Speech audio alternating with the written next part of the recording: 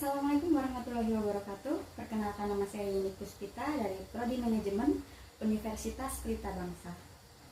Di sini saya akan membahas mata kuliah mengenai lembaga keuangan dengan materi penyaluran dana bank.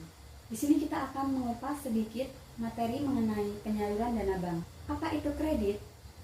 Kredit adalah penyediaan uang atau tagihan berdasarkan persetujuan atau kesepakatan pinjam-meminjam antara bank dengan pihak lain yang mewajibkan pihak peminjam untuk melunasi utangnya setelah jangka waktu tertentu dengan pemberian bunga. Dalam siklus perkreditan ada 8 tahap.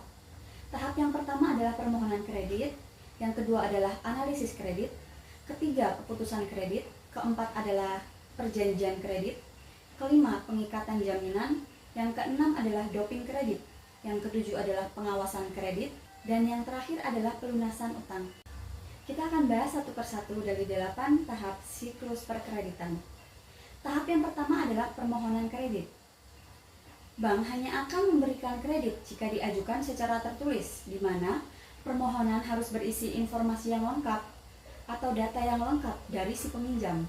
Dan bank juga akan melakukan pemeriksaan kebenaran dari data oleh si peminjam tersebut. Tahap yang kedua adalah analisis kredit. Pada tahap ini, si pemberi pinjaman akan menganalisis layak atau tidak layak calon debitur diberikan kredit. Layak atau tidak layaknya akan dilihat melalui karakter atau wataknya, kemampuan atau kapasitas dari si peminjam, modal, jaminan, dan kondisi ekonomi dari si peminjam. Tahap ketiga adalah keputusan kredit, di mana pada tahap ini akan disesuaikan dengan kondisi masing-masing dari lembaga bank yang memberikan pinjaman. Ini telah diatur dalam SK Direksi BI 27/95 dan SEBI 27/95 tentang kewajiban penyusunan pelaksanaan perkreditan bank bagi bank umum. Dalam prosedur perkreditan yang sehat akan terdiri dari persetujuan, dokumentasi, administrasi, dan pengawasan. Tahap keempat yaitu perjanjian kredit. Pada tahap ini perjanjian kredit harus dalam bentuk tertulis seperti akta notarial atau di bawah tangan. Fungsi dari perjanjian kredit ini adalah sebagai alat bukti batasan-batasan hak dan kewajiban bagi para pihak dan juga untuk monitoring kredit. Tahap yang kelima adalah pengikat jaminan atau agunan kredit. Fungsi dari pengikat jaminan ini adalah bank mendapatkan hak dan kekuasaan untuk pelunasan apabila debitur ingkar janji dan juga untuk mendorong nasabah debitur berperan aktif dalam kegiatan usahanya. Dan fungsi yang terakhir adalah untuk mendorong terpenuhinya perjanjian kredit. Tahap yang keenam adalah doping kredit.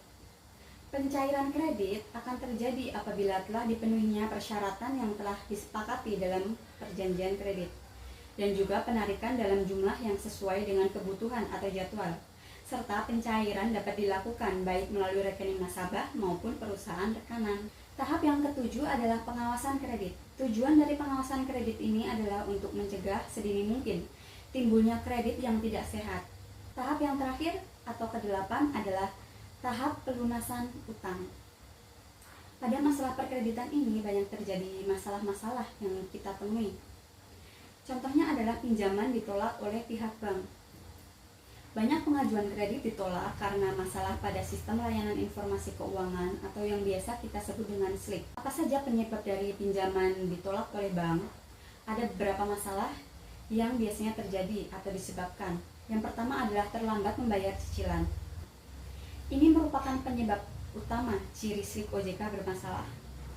Akumulasi keterlambatan bisa menambah bunga dan memperburuk riwayat kredit. Alasan yang kedua adalah memiliki pinjaman belum lunas. Jika masih ada kredit yang belum dilunasi, pihak bank akan menilai kemampuan bayar oleh peminjam itu rendah. Ini bisa menjadi tanda ciri SLIK OJK bermasalah. Alasan yang ketiga adalah riwayat kredit buruk. Catatan kredit yang buruk seperti menunggak akan menurunkan kepercayaan oleh pihak bank. Pastikan selalu membayar kredit dalam tepat waktu. Alasan yang keempat adalah sering lalai membayar tagihan. Kebiasaan lupa membayar pinjaman akan tercatat di SLIK OJK. Pihak bank akan melihat ini sebagai ciri SLIK OJK bermasalah yang beresiko tinggi.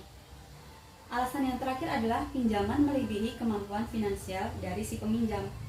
Mengajukan kredit di luar batas kemampuan akan menyulitkan pembayaran Akibatnya bunga menumpuk dan skor kredit menurun. Menurut opini saya mengenai masalah perkreditan ini, berita tersebut menunjukkan dinamika yang cukup kompleks dalam sektor perbankan, terutama dalam masalah kredit. Di satu sisi, adanya perbaikan pada rasio NPL mencerminkan upaya perbankan untuk mengelola resiko kredit lebih baik lagi.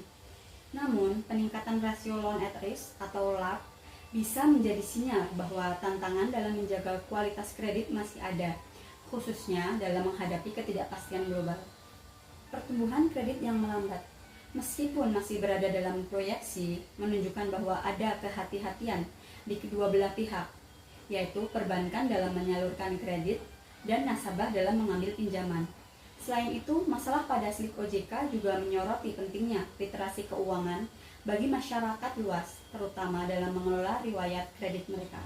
Terdapat perkembangan positif, masih banyak ruang untuk perbaikan baik dari sisi regulasi, edukasi, maupun strategi mitigasi resiko perbankan. Sekian pembahasan materi mengenai penyaluran dana bank dari saya.